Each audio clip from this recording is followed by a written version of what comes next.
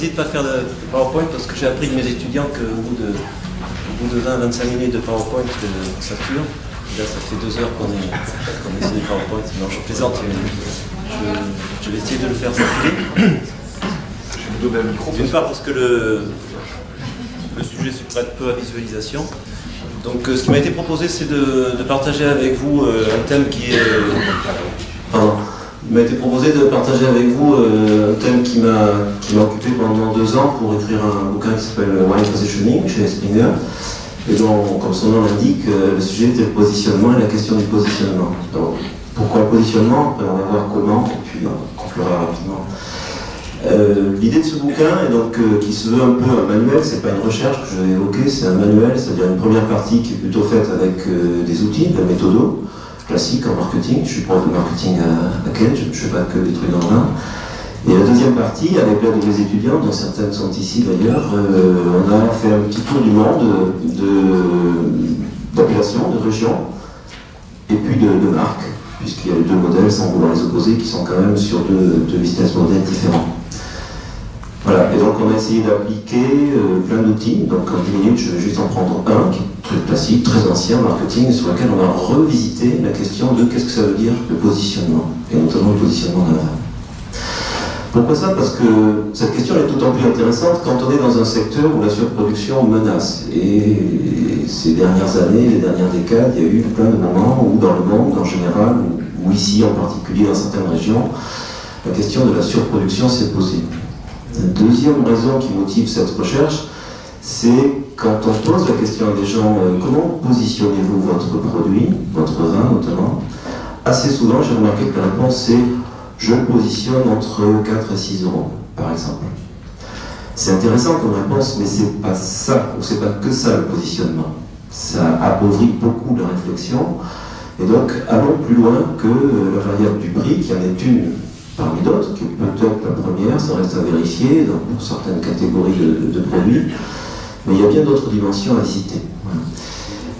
Il est évident que ce livre, si vous parcourez un jour, vous ne trouverez aucune appellation, ni aucune marque, je ne veux pas être infamant, qui fait partie de l'élite. L'élite ne m'intéresse pas, en tout cas pas dans ce livre, et donc on est avec les anonymes du peloton, qui ont de vrais problèmes de positionnement, contrairement à d'autres appellations ou grandes marques mondiales, qui peut-être, on ne sait pas, peuvent un petit peu moins se poser la question de leur positionnement.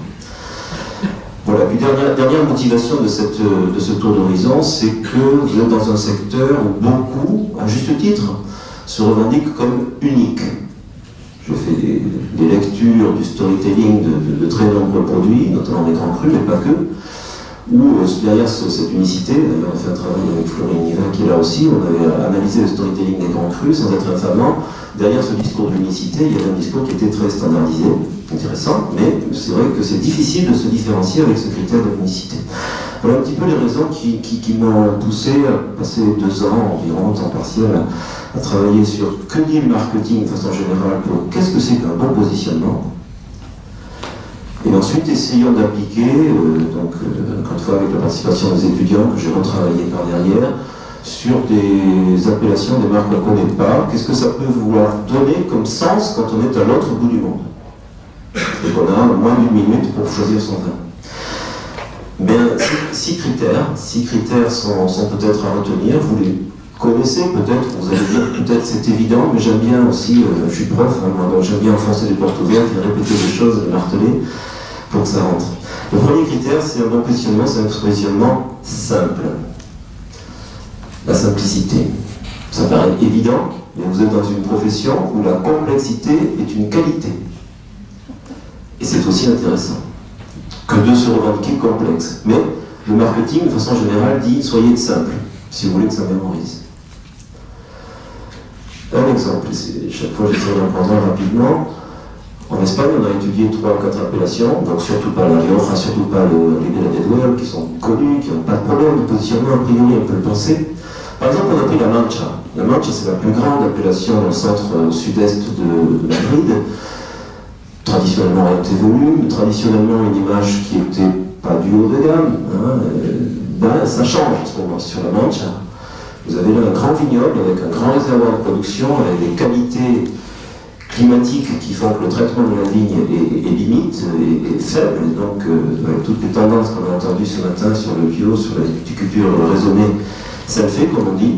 Il y a là, nous semble-t-il, des choses qui sont envoyées comme message sur la simplicité d'un positionnement modeste, proche d'une capitale, sur laquelle il y a une logique de simplicité. Deuxième critère pour faire un bon positionnement, facile à dire, c'est celui d'attractivité.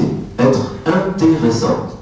C'est peut-être comme idée, mais combien de fois avec mes étudiants nous avons fait le constat que telle ou telle publicité n'est pas intéressante. C'est pas intéressant, ça ne m'intéresse pas. Donc être attractif. Il semble, c'est plus une intuition qu'une preuve, il semble qu'il y a un lien entre l'hypersegmentation d'une offre et son attractivité, à savoir la facilité qu'une flèche a pénétré dans une cible, elle est d'autant plus aisée que la flèche est acérée, c'est évident. Donc une flèche acérée, pour nous, c'est de l'hypersegmentation. Un exemple très glamour, très girly, comme on dit, c'est celui de Sofia Coppola, qui a lancé il y a quelques années son truc qui s'appelait Sofia Mini, avec un blanc de blanc, avec un packaging très féminin, et puis carrément une canette qui ressemblait comme deux gouttes d'eau, une canette de Coca-Cola avec une paille dans laquelle, voilà, tous les codes sont très féminins, et donc l'idée c'est buvez un vin qui ressemble à cette égérie, à cette actrice à laquelle beaucoup veulent s'identifier. Ça a marché, bon, c'est un produit complètement marketing, je ne sais pas où il en est aujourd'hui, on n'a pas trop suivi l'affaire, il y a de l'argent derrière aussi, il faut dire, ça c'est clair, mais il y a une hyper-segmentation sur la jeune femme américaine, on va dire de 30 à 40 ans, active, qui vit plutôt dans des métropoles du nord-est américain et qui veut se décaler par rapport au code traditionnel bière et d'alcool fort. Troisième critère, celui d'être différent. J'accélère un peu parce que le temps tourne, la différence, quand on est à l'ombre de quelqu'un, à côté de lui, c'est difficile. Je trouve que je suis allé en Argentine en début d'année, où j'ai pu comprendre cette problématique sur l'appellation, quand je prends une marque, je prends aussi l'appellation comme San Juan, qui est à 100 km au nord d'une autre appellation qui s'appelle Mendoza, et qui est l'appellation phare en Argentine. Quand j'ai passé 3 ou 4 jours pour d'autres raisons à San Juan, mais je suis allé voir des vignerons.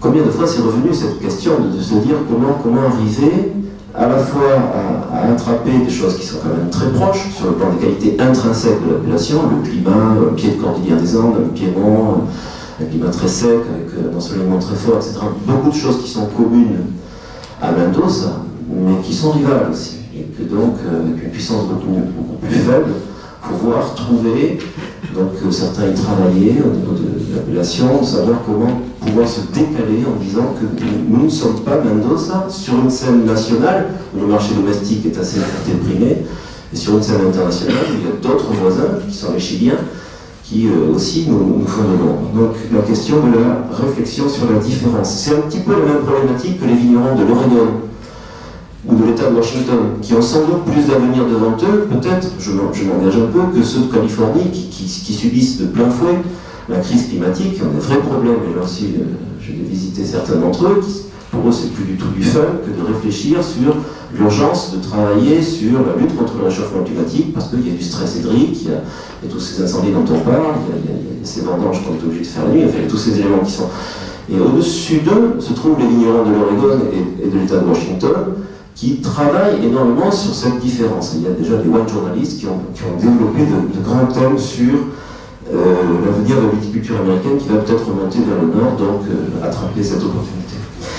J'accélère, quatrième critère, un bon positionnement, c'est un positionnement profitable. Gagner de l'argent avec, c'est une bonne idée quand même. Gagner de l'argent avec vous, en tant que producteur, mais faire gagner de l'argent aussi à ceux qui vont vous distribuer ou qui vont vous consommer. C'est un thème qui là aussi peut faire recette et sur lequel certains vignerons de Nouvelle-Zélande, se positionnant sur ces vins blancs, frais, etc., ont trouvé un territoire, comme on dit, un territoire de marque, il s'agit de marque, ou d'un territoire d'appellation, qui font qu'ils ont une reconnaissance et que, comme on dit, ils exploitent la rente de cette position qu'ils ont su stabiliser tout en gardant des volumes assez modestes, mais sur lesquels il y a effectivement, semble-t-il, d'après certaines infos, une belle profitabilité. Avant-dernier critère, celui de la crédibilité. Une promesse, une marque, c'est une promesse. Tenir sa promesse, être crédible. Et c'est là où, sans doute, des critères intrinsèques, comme aujourd'hui peuvent le représenter la viticulture raisonnée ou le bio, vous l'êtes ou vous l'êtes pas. Les certifications sont là, elles prouvent. Et Dieu sait si dans notre profession, dans notre secteur, on aime ces certificats, ces labels, ces médailles, c'est à juste titre. Donc, dans une profession qui est très balisée par tous ces signes de reconnaissance, pourquoi ne pas utiliser ça, quand on est là, pour marquer cette crédibilité et prouver que les promesses, on appelle ça les promesses de la marque, seront tenues avec des engagements. Depuis longtemps, Bankroll Station, qui est une marque australienne, s'est positionnée, non pas sur le bio, mais sur la viticulture raisonnée, et aussi sur le fait de faire participer le consommateur, qui se trouve en Australie, mais qui se trouve aussi souvent à Londres, ou en Scandinavie, ou dans certaines régions du nord de l'Europe ou des États-Unis, de le faire participer en lui proposant un truc classique, de reverser 1 euro du prix qu'il aura payé à sa bouteille pour entretenir des zones humides qui sont proches du vignoble de Bankroll Station en Australie, pardon, et qui donc sont des systèmes où on va prouver, comme des pièces sonnantes et trébuchantes, que ce que je dis, je le fais. Voilà. Et ça, il y a des critères qui le permettent. Et là, il s'agit d'être loin de critères plus flous, plus poétiques ou plus storytelling. Il s'agit d'être dans la véracité des choses.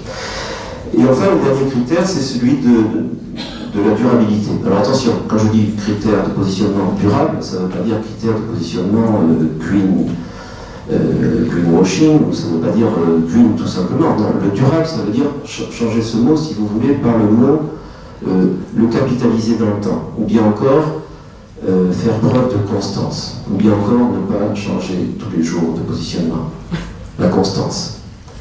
C'est bête ça aussi, la constance, puisque la standardisation, la promesse, ça fait partie des choses qui, quand on les a, rassurent le consommateur, le fidélise, il faut faire en sorte qu'il va faire ce qu'on appelle le réachat. Voilà, je n'ai pas là non plus d'appellation extraordinaire à citer, j'en ai une toute petite avec laquelle je finis. Bien sûr, cette petite appellation n'a pas du tout les mêmes problématiques qu'on peut les avoir à Bordeaux, qui est une grande appellation, ou dans la Manche, où il y a des gros volumes. Mais bon, c'est un petit cas d'école qui donne un signal. Cette toute petite appellation est au Pays Basque, elle s'appelle Txakoli. Et depuis longtemps, elle joue sa constance sur l'identité basque. Bon, c'est plus facile de jouer sa constance sur l'identité basque qui est là, qui est naturelle, que dans d'autres régions, peut-être la nôtre, où l'identité, je ne sais pas ce que c'est, l'identité bordelaise, même si je suis né à Bordeaux et que j'y vis depuis 62 ans, c'est plus flou, Mais il y a certaines régions qui sont portées par des réflexes identitaires dont on sait que dans l'alimentaire et dans la boisson, eh bien, les gens qui sont de cette tribu-là ont envie de confirmer ça, et plus que ça, les gens qui viennent de passage, notamment pour les vacances, ou pour les fêtes, ou les festivals, et je sais qu'au Pays Basque, il y en a l'été, qui viennent ça, aimeraient bien s'assimiler, et qui, quand ils vont dans les restaurants du bord de mer, manger des fruits de mer et des tapas basques, ne vont pas choisir autre chose que du Txakoli, normalement, alors ils s'en foutent. C'est pas normal, il y a quelque chose qui ne va pas. Eh bien, ça, je peux vous dire que ça fonctionne, puisque les quelques bodegas, à l'époque, j'avais fait une étude de cas sur ce sujet, à une époque où sur Bordeaux, nous avions des problèmes de surproduction, mais je répète, ce n'est pas les mêmes ordres de grandeur, bien sûr. Eux me parlaient de rupture de stock en permanence. Ils n'arrivaient pas à assurer, avec leur petite camionnette, le cercle qui m'avait dessiné des 50 km autour de leur bodega pour aller porter leur livraison directement sur les lieux de restauration et de consommation.